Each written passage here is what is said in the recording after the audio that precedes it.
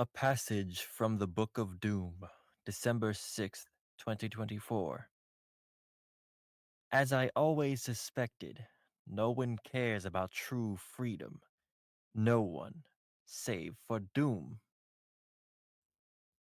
For millennia, humanity has caged atoms in quantum fluctuations, bound celestial bodies in gravity's waves, and locked human genes at the pinnacle of evolution. Then, we claim freedom. The freedom to explore, to save, and to become gods. Yet, we are loath to admit that we remain shackled by the eternity of time. So Doom forged the cage for time itself. In my hands, reality became nothing more than a set of building blocks. History, a thread to be woven at will. But time, that mischievous child, outfoxed me in its play. Reluctantly, Doom must admit defeat. Time remains caged, yet it has found a way to reshape its prison. If it takes an entire world, or countless worlds, to shackle something, then does it not, in essence, hold its own infinite freedom? Perhaps Richards was right. This world does not belong to Doom after all. But for as long as I am able, I will make sure that it belongs to no one. A passage from the Book of Doom, December 6th, 2099. Today I write words that have never been written before. Victor Von Doom is a fool. No, I do not speak of myself. This Doom remains a genius as he has ever been. For how else could he have lived to see and to conquer this future world?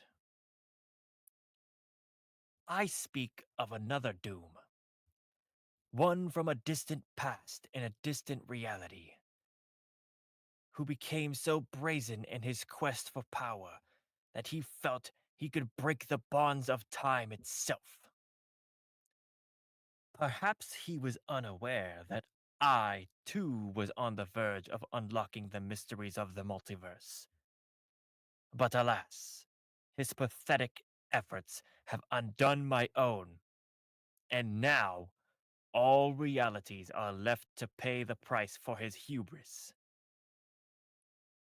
Our dueling experiments have ignited a chronal catastrophe, a wave of destructive energy cascading across the time stream, impacting every reality in unique ways. Some collapse, some combine, others simply disappear. I dub those remaining to be chronoverses, as is my right. A far wiser and more experienced Doom, such as myself, could have become Time's master. Instead, thanks to this lesser Doom's meddling, I am left to clean up the mess left behind, like some cosmic custodian. The indignity! Such tasks are beneath Doom. Yet, perhaps there is still hope that I can correct this grave miscalculation without staining my gauntlets. There are always so-called heroes in every dimension, and with the right motivation, they are easily manipulated into action. One Doom may have been a fool, but this one shall never be. Not when there are so many others eager to play the part.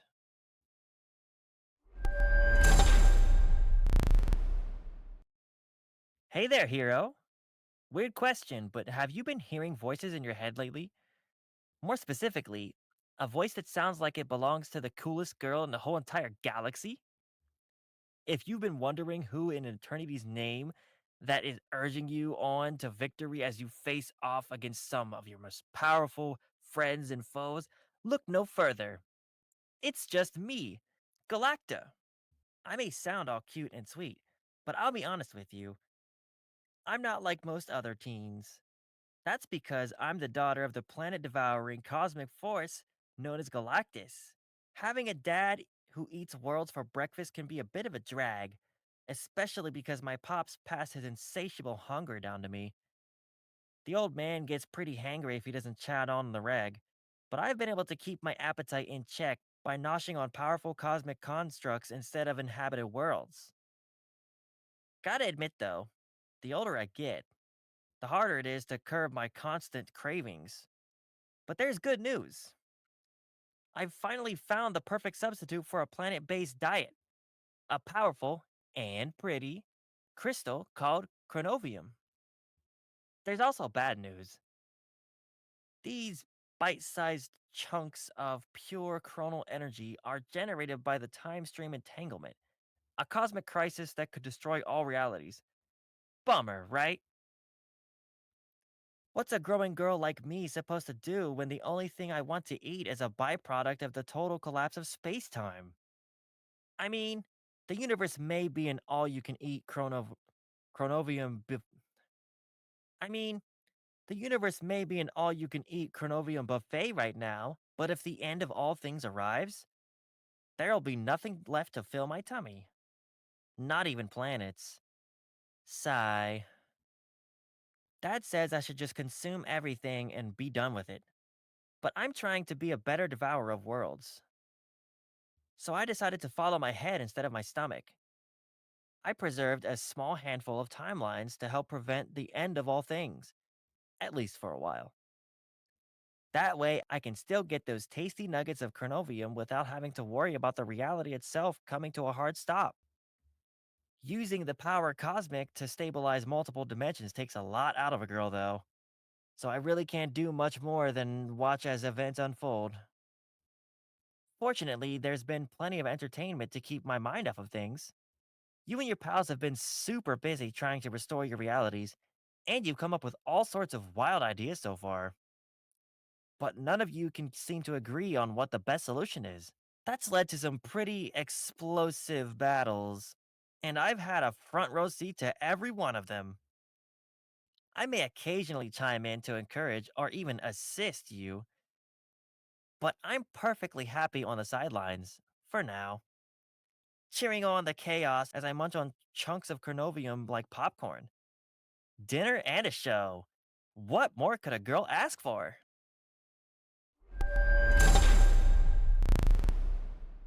Greetings, mortal. I am Ratatosker. Heed my tale. For countless centuries, I have lived peacefully among the branches of the world tree, Yggdrasil, delivering messages between the 10 realms connected by its mighty branches. I may be naught but a squirrel, but my Asgardian friends bestowed this sacred duty upon me, and I have performed it with great pride. My place was not to intervene in the affairs of gods and men, but simply to deliver news of great import. And today, the news I bring to you is quite dire indeed. For centuries, Asgard was ruled by the All-Father Odin, but no longer. Odin has entered a deep, restorative slumber, and the throne has been seized by his treacherous son, Loki. Where was Odin's rightful heir? Thor, the god of thunder, you ask? Patience, mortal! I shall get to that in due time. Always beholden to his ego, Loki began to reshape Asgard in his vile image. But Asgard reshaped itself as well, thanks to a strange cosmic phenomenon that disrupted the very fabric of space and time.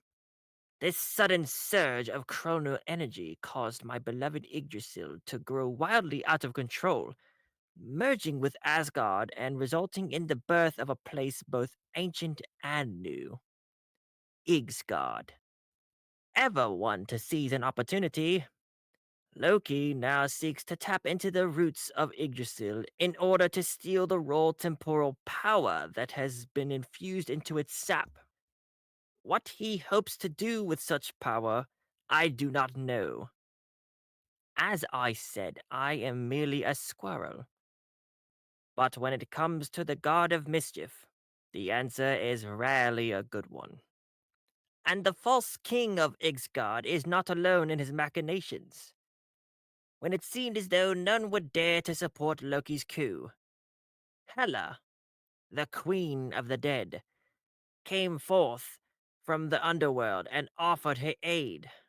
All she wanted in return, she claimed, was to extend her kingdom of souls into the land of the living. Though, if I have learned anything about Hela over the eons, it is likely that her true motives run far deeper, and that Loki is only a pawn in a much grander scheme. Once Hela was at his side, however, Loki finally had the power he needed to take complete control over Ixgard and the noble race who called it home. Together, the two tyrants banished the mighty Thor into a distant dimension, and the Odinson has not returned home since. Thus, I have come to you to share this tragic story. For while it may not be in my nature to take up arms against those I serve, you are bound to no such loyalty. I beseech thee, in the name of Yggdrasil, to break our realm free from Loki's grip before he can bring the world tree, and perhaps all of reality, crashing down upon us. Act with haste, dear mortal! The fate of all 10 realms lies in your hands.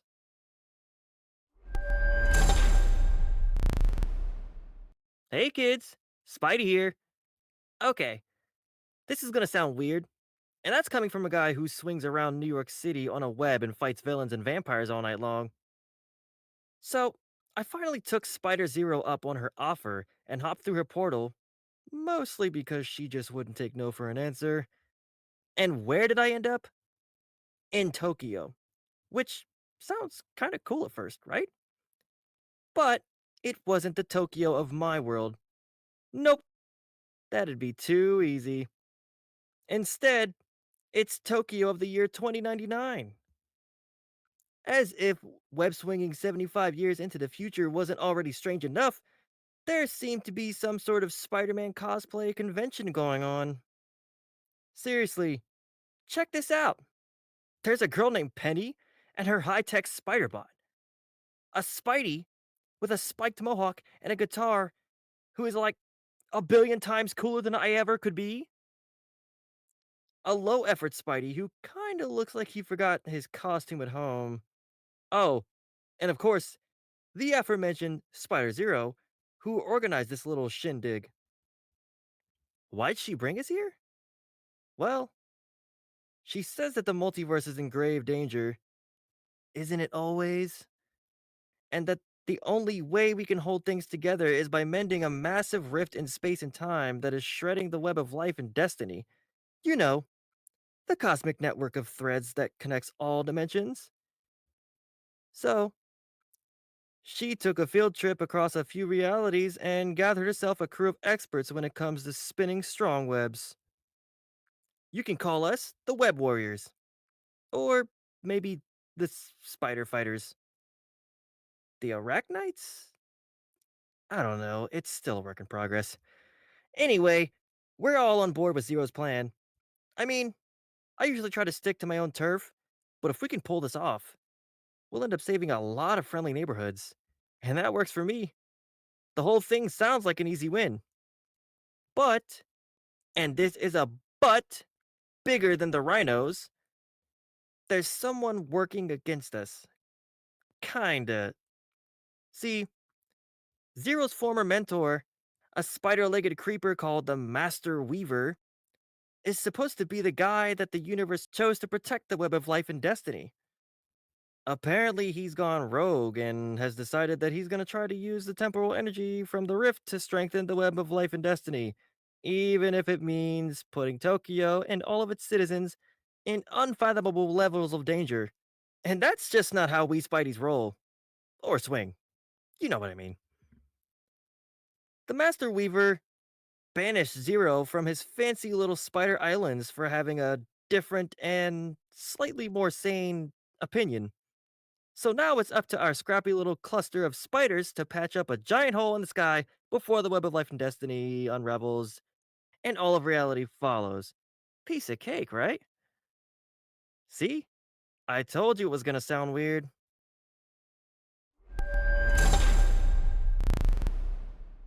Jalia, the plane where noble spirits dwell. Not long ago, this sacred place welcomed a guest whose mind and body were still as one. Through ancient ritual, King T'Challa of Wakanda transcended his corporeal form and ventured to this mystical realm. After an incident involving the Winter Soldier, Princess Shuri had confided in him her long held belief that Bast, the Wakandan panther goddess, had somehow been corrupted. T'Challa had his own concerns, so he ventured to Jalia in search of answers. Shuri warned her brother of the potential dangers of communing with Bast, but T'Challa had to find out the truth for himself. When he arrived, T'Challa was shocked to find no other souls roaming the Great Veld. The ancestral plane was as silent as death itself. T'Challa wandered for some time, eventually sitting near the edge of a shimmering lake. He opened a small pouch on his belt and removed a strip of fabric, tying it over his eyes. He had often blindfolded himself when meditating in the physical plane to help block out any distractions. Taking a deep breath, T'Challa cleared his mind and called out to Bast. He did not have to wait long for a response. My avatar, you are far from your empire, Bast whispered in T'Challa's mind. As are you, my goddess, T'Challa replied. Your people have been crying out for you, but get no response. I have heard their prayers, Bast said, and you will help me answer them. I am ever at your service, T'Challa said. Do not forget that, Bast said, a low rumble in her voice. There are those eager to taint you against me. They will try to persuade you to betray me. Heed them not. They are fools and heretics. I have always been loyal to you, T'Challa assured her. Then prove yourself, Bast responded, her words becoming ever more fierce. Swear that you only serve me and will strike down all who oppose my cause. Do so, and I shall grant you unlimited power. In his mind's eye, T'Challa saw a vision of the heart-shaped herb used to grant to black. T'Challa saw a vision of the grant-shaped herb. T'Challa saw a vision of the herb. T'Challa saw a vision of the heart-shaped herb. T'Challa saw a vision of the heart-shaped herb used to grant the Black Power his enhanced abilities. T'Challa saw a vision of the T'Challa saw a vision of the heart-shaped herb used to grant Black Panther his enhanced abilities. Instead of his usual gentle purple glow, it now burned a fiery crimson. T'Challa's deepest fears were now confirmed. Pledge yourself to me, boy, Bast growled into T'Challa's ear. T'Challa ripped off his blindfold, breaking his connection with the goddess. There, in the rippling water in front of him. He swore he saw an image of his goddess warped and twisted, stained red and black with a repulsive aura beyond anything he had ever felt. T'Challa dove into the water and tried to grab a hold of the divine being, but it slipped through his grasp. Instead, he awoke on the floor of his bedchamber in front of a vibranium statue of Bast. Its eyes shone brightly for a split second, then faded to black. If you can hear me, goddess, T'Challa vowed, placing a gentle hand on the statue's head, I will not rest until your Holy Spirit is purged of this darkness. You have my word.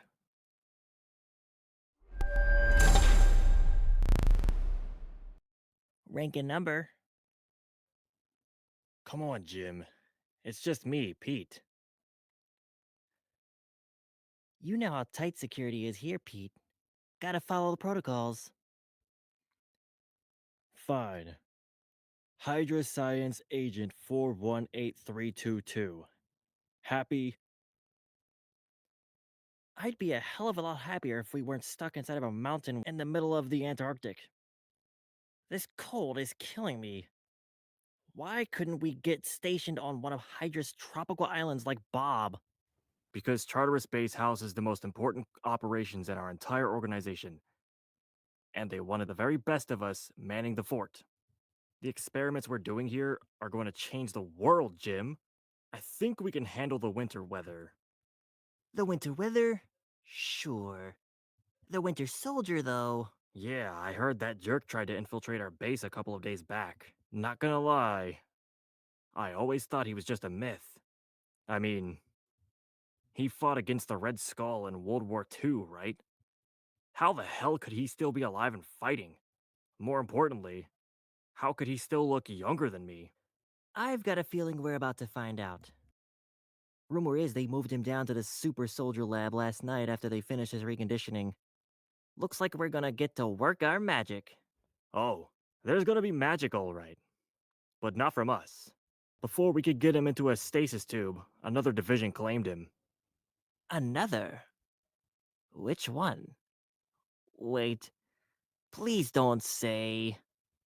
Occult ops. The weirdos in the robes? What on earth do they want with a superpowered assassin? You and I both know that what they want doesn't usually involve Earth. Or any planet in this solar system. They're trying to open that damn portal in the sublevels again, aren't they? Where did they say it went? Mayfield? Mavith. A dead planet on the other side of the universe. They say activating that gateway is the key to unlocking our history and ushering in a new era where Hydra reigns supreme. Don't tell me you've bought into their mumbo jumbo. You're supposed to be a man of science, Jim. I am, Pete. But I've heard those Hydra priests chanting, and there's something about their song that makes me wonder if they're not so crazy. If they can use the Winter Soldier as some kind of conduit to access that other world, they can have him. Ha! You're as brainwashed as Bucky is. Well, whatever they're doing to him down there, I hope it works. Hydra could use a win. Don't worry. We'll get one. Don't worry. We'll get one. And when we do, it's gonna be thanks to our work in the science division. Not because occult ops sang some ancient alien hymn to a soldier who should have retired ages ago. Okay, fine. You know what? It's time for my break anyway. I hear the commissary just got a new shipment of hot cocoa. You in? I hear the commissary just got a new shipment of hot cocoa. You in? Now that we can agree on.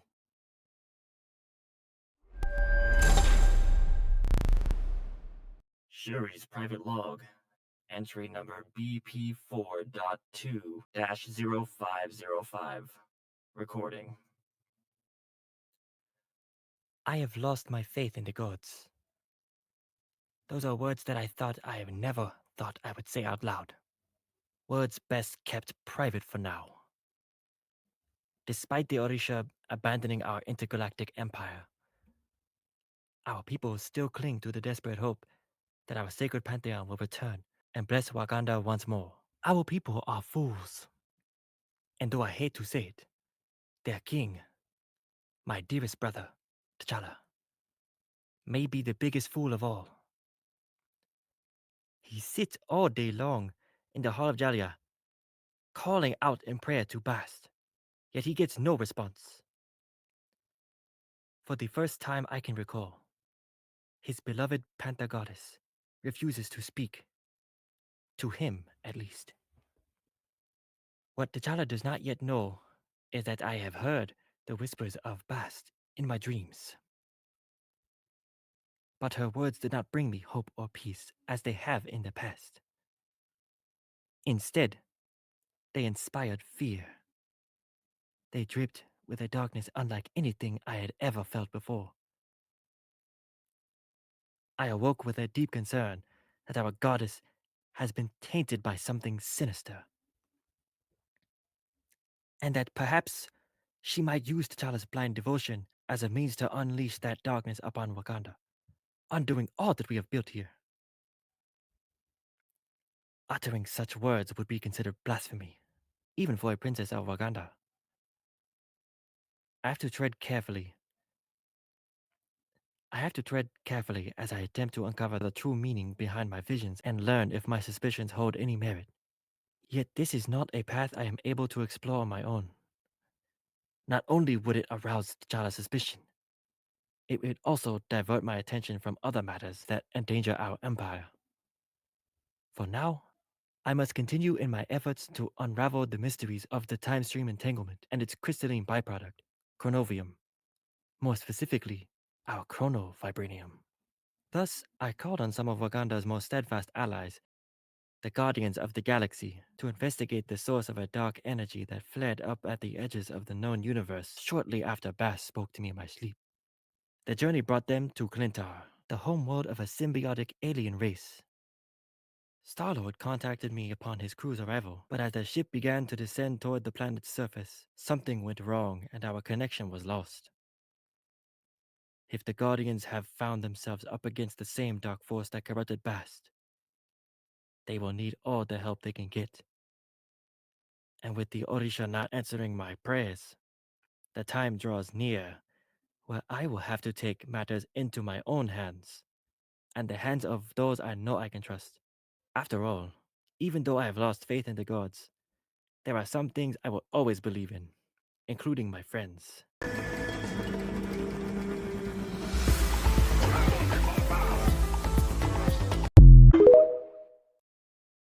Recording ended.